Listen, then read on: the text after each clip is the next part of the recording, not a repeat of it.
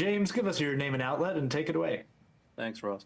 Hey, Dean, my name is James Masella from Movie Death Blows. Thanks for taking the time to sit down with me today. Thanks for having me. Yeah, so I gotta ask right off the bat, man, what made you interested? How does the script for Little Wing come across your desk as a director?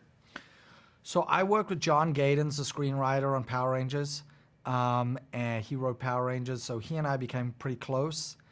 And at the end of that movie, he called me up and he said, "You want to read a weird little script I wrote about pigeon racing?" And I said to him, "Well, you don't know this, but my father and grandfather were preeminent pigeon racers in Johannesburg, South Africa in the 60s. I'd love to read the script." And I fell in love with the material, not just for the pigeons. What the characters are going through really resonated with me, and I just, from that moment on, wanted to make the film. That's incredible. I had no idea people were that into pigeon racing, but now after watching this, I do. You know, speaking of Power Rangers, we've been in the same room before. I was at New York Comic Con when you guys first premiered the panel for Power Rangers there that day. I got to talk to you before the movie premiered, so I'm interested in your thoughts. 7 years later, how do you feel about that film? I mean, I loved it, but you grew up with it, I grew up. How do you feel about it now? I mean, I haven't watched it in a long time, but I am proud of that movie. There are things I would have done differently. I think that I'm a better filmmaker today than I was when I made that movie, and I may have made different choices.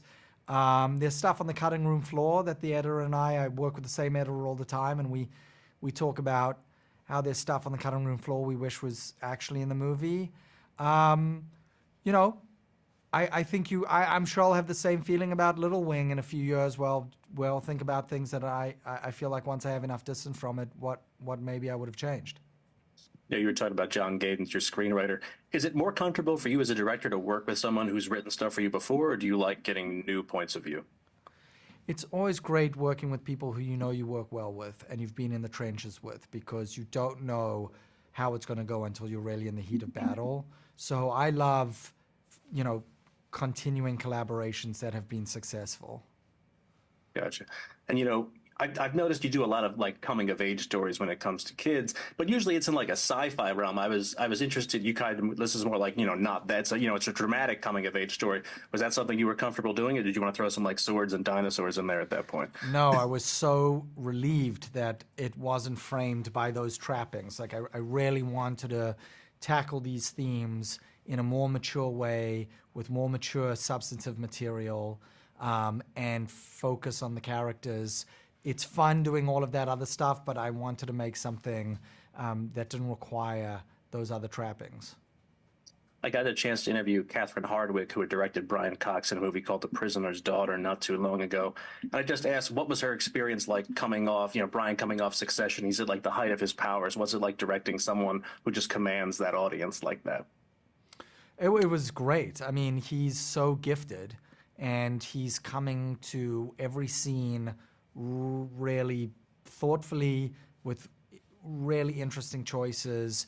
I had a picture in my head about what I thought the scenes would look and feel like, and there was almost every time he showed up to set and would bring something that I couldn't have imagined that made the character have more depth than I had imagined. And it's just amazing when you see that, because then as a director you can start to kind of mine that and work with that and try keep elevating the scene. Brooklyn Prince as Caitlin was tremendous in this movie, and I had just seen her in Cocaine Bear not too long ago, and I forget she's a kid all the time when I'm watching it, because she is that good when when it's rolling. Did you have that experience with her as well? Totally. What's interesting about Brooklyn, she's definitely like, she turned 13 on the movie and she feels like a 13-year-old girl, but when she's working, when you're rehearsing with her or she's shooting, it's like working with a 40-year-old actress. I mean, she just is so wise beyond her years and brings insights and choices that are staggering, really. She's in a league of her own. Anything you can talk about future project-wise? Anything you got in the pipeline that's coming up that you can tell us about?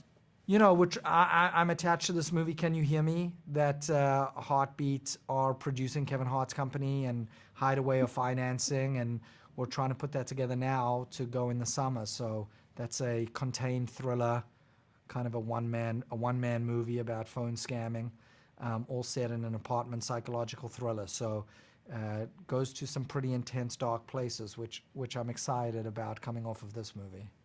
Sure. Can't wait to see it. Thanks, Dean. I appreciate your time. Hopefully everybody loves Little Wing, and we can talk again soon. Thank you. Thanks. All right, JPI, let's cut.